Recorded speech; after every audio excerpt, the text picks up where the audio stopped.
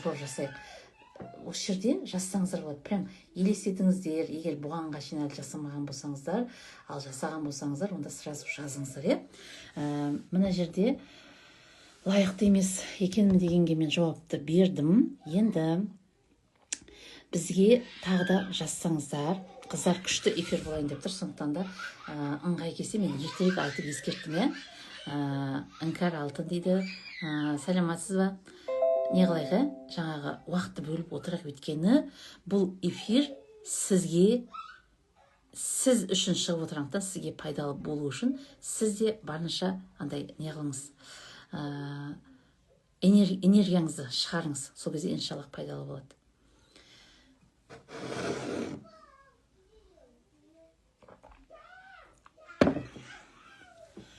Бізде сіздерге қазір эфирде отырғандарға түсіндіре дейін, ештеңе келмейді ойыма неге екен. О, тамаша. Былай ғой, сіз жалпы мынандай нәрсені елестете аласыз, Іңкәр, мынандай нәрсе сізге мысалға айтады, лимонды айтам мысалға да. Лимонды елестетіңізші көз алдыңызға. Лимонды қолыңызға алдыңыз дейік, қасын қолыңызға алдыңыз, және бір қолыңызда, оң қолыңызда пышақ бар. Ана лимонды досканың үстіне қойдыңыздағыны прям кесіп жатырсыз. Елестетіңіз, сіз кесіп жатырсыз, енді оны бірінші ортасынан екіге бөлдіңіз. Одан кейін сіз оны елестетіңіз, долькаға бөліп бастадыңыз. Елестет жасыз ба? И сізде не болып жатыр? Ананы көріп, енді шайға салып, чай с лимоном ішпекшісіз. Сілекейіңіз шұбырды ма? Сілекейлер келеді, сілекей келді. Яғни бұл не деген сөз? Менде де айтып отырғанда көз алдыма елестеттім. И менде де тоже уже сілекей келіп жатыр. Лимонды айтып, оны кесіп, оны не істеп жатқанның бәрінен бізге не келеді? Бәрібірде көз алдымызға елестеткен кезінде бір нәрселер келеді. Дұрыс па? Дәл солай маған бір жауап жазыңыз. Келді ма? Сілекейіңіз шұбырды ма? Өмірбек Айсұлу кіріп жатыр. Іңкәр, елестете алдыңыз ба? Жаңағы лимонды. Дәл солайнан сізде мына ақша, дейді, о, тамаша. Енді дәл солайнан, елестетіңіз. Ақша, сіздің мысалға табысыңыз қанша? Давай, сізбен жасайық, ақыр бастадыңыз, сіз табысыңыз қанша? Сразу жаза кетіңіз, сол табыстың екі есесін біз елестетейік. Мысалға, сіз былай жазсаңыз да жақсырақ та түсініктірек. Мен лайықты емеспін деген шықты дейді. Қазір сізбен де жұмыс жасайтын боламыз. Мынандай нәрсе да, лайықты емеспін дегенді мен бүгін не алдым ғой, келді дейді. Тамаша. Енді қараңыздаршы, өзіңіздің табысыңыз, жарайды, әрқайсыңыз мына жерде қанша табысыңыз бар екен жазбай қойыңыз, жазғыңыз келмесе, ладно. Бүйтейік, әрқайсыңызда бір неге деп сұрақ қойдым, байлар ғана лайық дейді. Значит, сіз жаңағы не емессіз, немеді? Сіз бай емессіз, значит. Мен лайықты емеспін, байлар ғана лайықты, мынандай да. Жоқ, мен емес деп тұрсыз ғой, дұрыс ба? Енді давайте былай істейік. Біз қазір сіз Айсұлу жаза беріңіз, біз Іңкәрмен бастап қойдық, Іңкәрдің несіне алайық. Іңкәр, сіз айттыңыз маған, жаңа мен елестетсем, дым миыма келмейді дедіңіз. Міне, мына жерде Айсұлу да келіп жатыр. Яғни осы секілді келеді сізде. Просто так. Вот, мамам солай айтқан. Міне, барлық нәрсе балалық шақтан, қыздар еш нәрсе жаңағы алма қарышынан жаңағы не қылмайды дейді ғой, алысқа түспейді дейді ғой, тура солай. Енді былай істейміз, көз алдымызға кәдімгідей елестетеміз. Бірінші 300 мың теңге, бәріміздің миымызға не алатын 300 мың теңгеден бастайық. Сіз қазір 300 мың теңге тауып жүрсе, 600 мың теңге, ладно, 500 мың теңгеден бастап таптыңыз екен. Сонда сіз кәдімгідей детально елестесіз. 500 мың теңге қайдан түсіп жатыр? Сіз осыған дейін зарплата алдыңыз ба? Как будто зарплатаға 500 мың теңгеден қай жерден түсіп жатыр? Бәрін детально елестесіз. 500 мың теңге уже сіздің Каспийіңізге түсіп жатыр ма? Жоқ, әлде сіз ана Каспийден, то есть терминалдан шешіп алып жатсыз ба? Соның бәрін елестетесіз дағыны, соны қолыңызға алып, дальше онымен қалай жұмыс жасайын деп жатсыз, сіз оны қалай жаратайын деп жатсыз. Осы кезде келеді қыздар кедергі деген. Осы кезде келеді, сіз оны қалай жаратайын деп жатсыз. И уже ана ақшаны ұстап қорқып жатсыз ба, как будто сізден біреу тартып алатын секілді ма, әлде сол ақшаны ұстап тұрған кезде сіз ең жаман адамсыз ба, әлде бір как будто грязный ақшаны ұстап тұрған секілдісіз ба, білмеймін. Осылай кедергіні табыңызшы. Түсінікті болды деген ойдамын, иә? Так, іңкәр, сіз солай кедергіні іздей беріңіз. Ал енді біз Айсұлумен жұмыс жасайық. Айсұлу айтады, мамам солай айтқан, содан бай туыстарымды жек көре бастаппын. Мінекей қараңыз. Енді бүгін сонымен жұмыс жасадым, жыладым, лайықтым деп. Альхамдулиллах, жарайсыз Айсұлу. Өте тамаша жасағансыз. Міне, сіз былай жаңағы туыстардан, туыстарды жек көріп кеттіңіз, өйткені мама жек көрді ғой. Бұл маманың травмасы. Қыздар, қараңыздар, біздерге маманың травмасы да келеді. Мама өзі білмей, өзіндегі травманы қызына, бала шағасына кейде, көп жағдайда қызға береді. Сол кезде бұл маманың травмасы болу керек, болу мүмкін. И ол жаңағы бай адамдар жаман деп қызға сендірді ғой. Енді сіз Айсұлу не істедіңіз? Орнымнан тұрып кеттім, сразу лайықтым деген дейді. Альхамдулилля. И өзіңізді енді Айсұлу қазір елестетіңізші, жаңағы ақша сізде табысыңыз 2 есе артты делік, енді бір қандай да бір кедергі бар ма миыңызда? Осыны іздеңіз. Егер кейде болады, сізде лайықты емеспін деген бір ғана кедергі болады, кейде бірнеше кедергі болады. Сондықтан да сіз енді қайтадан елестетіңіз. Сіз уже былай айтқан кезінде сіз лайықтымын деп сезіп тұрсыз өзіңіз, яғни сізде лайықты емеспін деген нәрсе жоқ. Мен бағана жұмысымен солай жасадыңыз ба сіз, әлде өзіңіздің бір білетін нәрселеріңізбен жасадыңыз ба? Соны да айта кетсеңіз болады. Яғни біздер сондаймыз да, өзімізді сол балалық шақтағы шешімдерге қарап, балалық кездегі шешімдерге қарап біз лайықты емеспіз деп ойлап қаламыз ғой. Сосын жүреміз, қанша тапқымыз келеді, қанша тырысамыз, бір емес бірнеше жұмыстар жасаймыз, бірақ ол ақша келмейді. Миымды қысып тұратын бірдеңе қазір босап тұрғандай. Тамаша, альхамдулиллах. Өте тамаша жұмыс жасапсыз Айсұлу. Тағы іздеймін, тағы іздеңіз.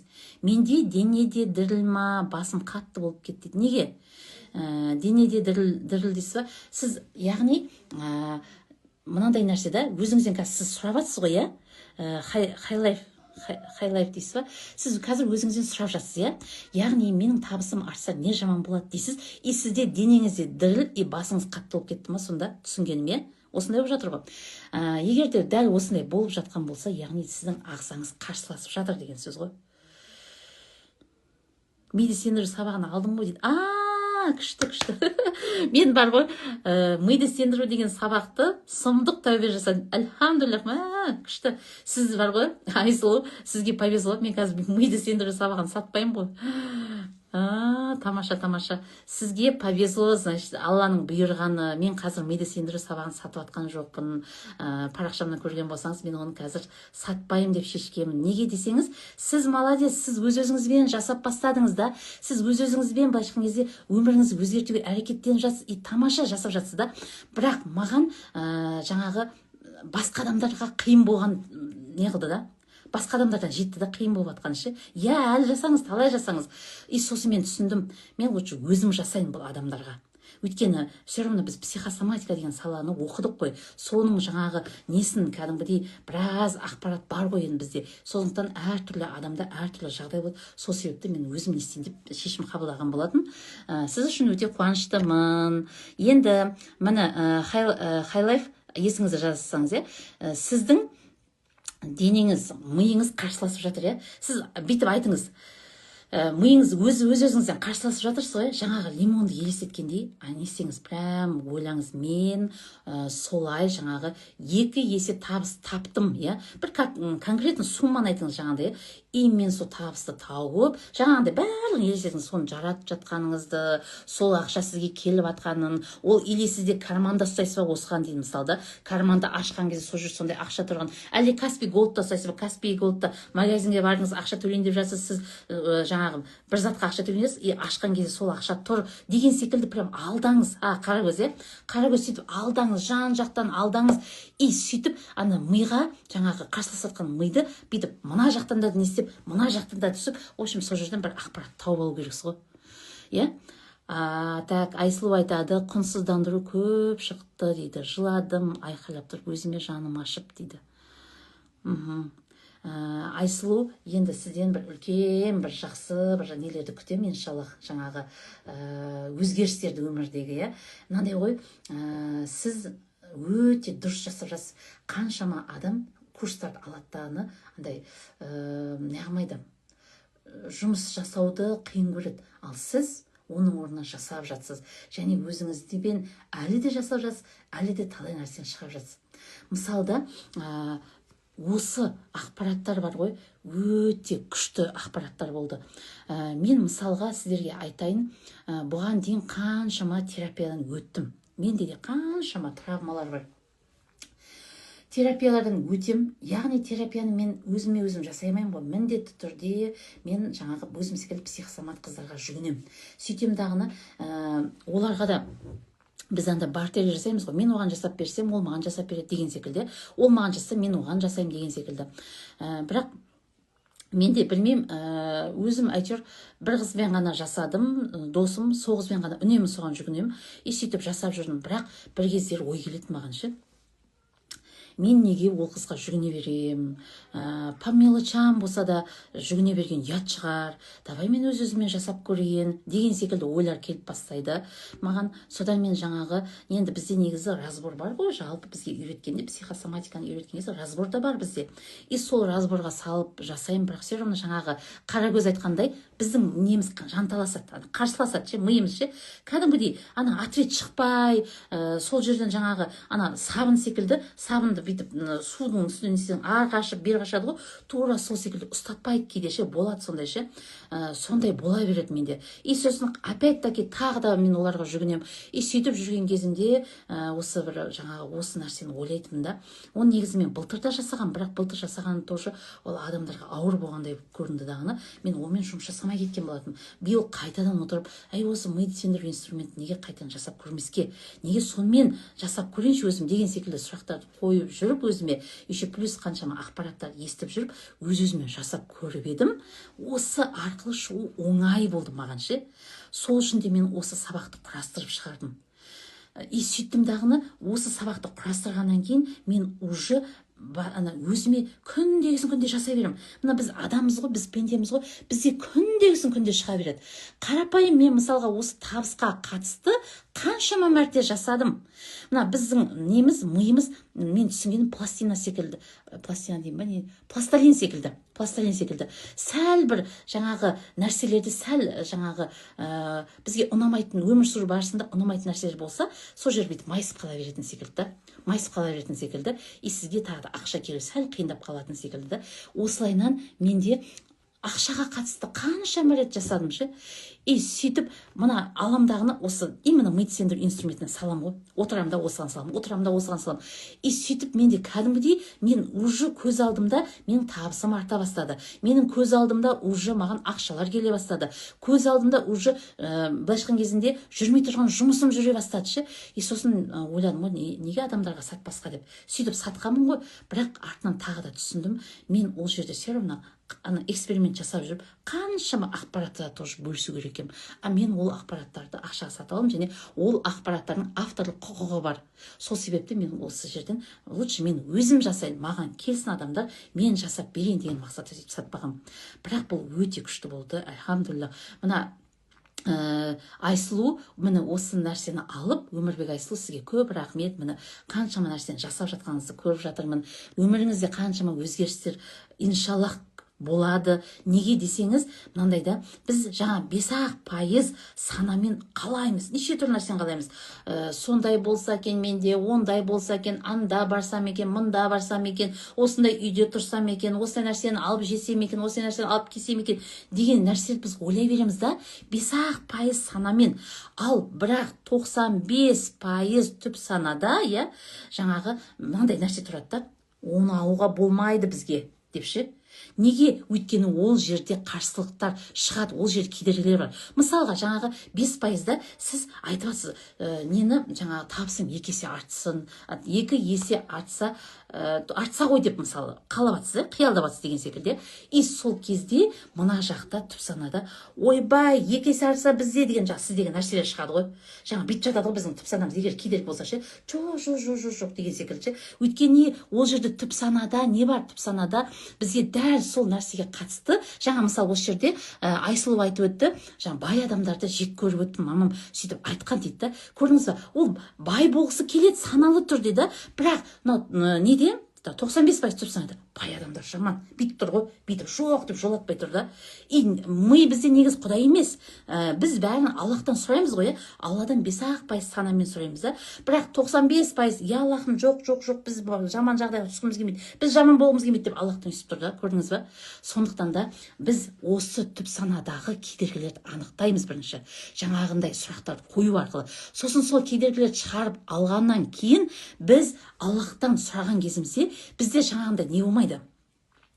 Аллахқа беретін бермейтініне күмән, сенбеу деген нәрсе болмайды. Уже Аллахқа спокойно, Аллахтың беретініне сенесіз да, сеніп тапсырып қоясыз. Хайырлысы Аллах беріп жатса да хайырлы, Аллах бермей жатса да хайырлы дейсіз да, түсіндіңіз ба? Сондықтан да осындай жұмыс бұл. Так, мына жерде мен пропускать етіп алдым. 1 миллион десем ми сенбейді дейді. Өйткені сіздің табысыңыз мынандай да, мысалға қазіргі таңда сіздің табысыңыз 500 мың теңге кіріп жатыр деп деліге, мына 500 мың теңге ғана сиятын мына неге ыдысқа, и сіз айтасыз, осы 500 мың теңге ұстап тұрсыз да, бірақ сіз айтасыз, маған 1 миллион теңге керек деп тұрсыз да. Жарайды, ішін кетпейді, мама жұмыс жасауды ес жабаса. И сіз мынандай 500 миллилитр ғана сиятта, бірақ сіз 1 литр сұрап отырсыз да Аллахтан ше. Бұл маған сыймайды ғой. Сол үшін не істейсіз? Сіз мынаны кеңейтесіз. Ал бұны қалай кеңейтесіз? Жаңағы ақырындап, мысалға да 500 болатын болса, сіз 2 есе 1 миллион дегенде мен жалпы 2 есе деп айтып жатқаным, адам бірінші кішкентайдан бастаған абзал ше. Мысалға сіз 500 мың тауып отырсыз, 1 миллион десеңіз миыңыз сенбейтін болса, онда, пожалуйста, 500-ге 200 мың қосыңыз. 700 мың деңіз. Сөйтіңіз ағыны 700 мыңға қатысты мидағы кедергілерді анықтаңыз. Сөйтіп анықтағанның кедергілерді алып тастағаннан кейін, мына ыдысыңызда 700 мл сиятын ыдыс қайналады ғой, түсіндіңіз ба? Осылайынан ақырындап, уже сіз 700 мыңды не істедіңіз ба? Содан барып, давай 2 есе көрейін дейсіз. Уже 1 400 000 көріңіз деген секілді ғой, түсіндіңіз ба? Мен де психосоматика оқыдым дейді. Тамаша, психосоматика оқысаңыз. Қарағыз, психосоматика оқысаңыз, кімнен оқыдыңыз? Сіз психосоматика оқысаңыз, бізде психосоматиканы оқығаннан кейін, біз өзімізбен бірге оқыған қыздардан қаншама рет терапия алдық. Сол арқылы өзімізбен жұмыс жасадық. Денсаулықты салуға бола ма? Әрине, мен қазір осы миды сендіру инструментімен маған қаншама адам неше түрлі запроспен келеді. Мысалға, маған алдында сіздерге айттым, немен келді. Так, оны сіз көрмедіңіз айтам қазір, красная волчанка деген аурумен. Мен бірінші рет сол кезде денсаулыққа қатысты нәрсені көрдім. И сол кезде біздер осы красная волчанка деген ауру вообще сізде жоқ болса, сіз одан толық жазып кеткен болсаңыз, не жаман болатын еді десем, ол кісіде уже ақпараттар шыға бастады. Міне, біз шыққан кедергілермен жұмыс жасадық. И сөйттік дағыны біз таптық. Сөйтсек, ол кісіде өзі мынандай не да, мен бүйтіп айтады да, менің негізі миым өте күшті жұмыс жасайды дейді. Мен бір уақытта, өзі бухгалтерге да, бірнеше компанияның жұмысын шатаспай, бір-бірінен шатыстырмай, спокойно жасай беретін дейді да. И содан бір күні мен өз-өзіме тілім тиіп, көзім тиіп кетті дей ма, көзім тиіп кетті дейді. Мен осындай күшті, мен бәрін жасай беремін деген секілді өз-өзіне неғып кеткен ғой, тілі өтіп кеткен ғой. И сөйткен дағыны ақырындап үстіне жаңағы красная волчанка деген аурудың өзін өзі атаковать ететін иммунитеттің өз-өзіне атаковать ететін де шығатын ауру бұл. И біздің иммунитетіміз и так та біздің ағзамызға бір жерден бір нәрсе жаға бірден шықса, иммунитет сол жерге барады дағыны, ағза негізі өзін-өзі емдей алады. Ағза барады дағыны сол жерден барып атаковать етеді ана жаман нәрселерді, сөйтіп барынша жұмыс жасап, негізі біздің ағзамыз осылайынан не істеп отырады, кез келген аурумен күресе алады. Егер сіздің настроеңізде сондай болатын болса, даже Джо Диспензаның өзінде тоже айттым ғой мен несін, өзі қаншама жерден соққысы болса да, ол өзі осы ойы арқылы емдеген, яғни ол не істеген, ол күнде елестеткен. Менің денемде омыртқасы бірнеше жерден сынған, сол кезде бүйтіп айтқан, менің денемдегі сынған омыртқам күнде жаңағы бізде жасушалар жаңарып отырады еще. Сол жасуша жаңарған сайын барып частинкамен барып бүйтіп не қылып секілді ғой, өзін-өзі бүйтіп құрастырып түгендеп толықтырып сөйтіп атқандай елестеткен ғой. И сөйткенде шынымен де 2 аптада уже ақырындап жақсара бастаған, 2 аптада орнынан тұра бастаған, 4,5 апта деген кезде уже адамдар, доктор екенде адамдар қабылдап бастаған мысалға. И сол кітапта тағы бір кісі бар, мысалда ол кісі жаңағы біткен ғой, бір жаңағы жылқының бірдеңкесі деген бір дәріні ойлап тапқан бір кісілер, и соған эксперимент жасауға адамдар іздеген. Ал мына кісі жаңағы біздегі айтайын деп жатқан кісі, бұл ауруханада ракпен ауырып жатқан кісі болады. Жаңағы нәрсені естиді дағыны, мен де соны алып, мен де экспериментке қатысайыншы дейді ғой. И сосын оған дәрігер басынан рұқсат бермеді, бірақ бұл сонша қоймағандықтан бопты онда дейді да, бұл кісі рұқсат береді. Сөйтеді да жаңағы кісі ішеді, ішкеннен кейін 1-2 күннен кейін ол уже орнынан тұра бастайды. 4-5 күнде ол уже кәдімгідей денсаулығын бәрі жақсарып, больницадан шығады. Сөйтеді дағын больницадан шыққаннан кейін бірнеше күннен кейін газетке шығады ғой, жаңа жылқының бірдеңкесінен жасаған вакцина, ол оказывается жаңағыдай не болып дейді ғой, жарамсыз болыпты дейді ғой. Ананы естиді дағыны, мына кісі ауырып қалады ғой. Ауырады дағын қайтадан больницаға келеді. Сосын дәрігер уже түсінеді бұл кісінің неден ауырып жатқанын. Сөйтеді дағын бұл кісіге айтады ғой, сіз ондай болса,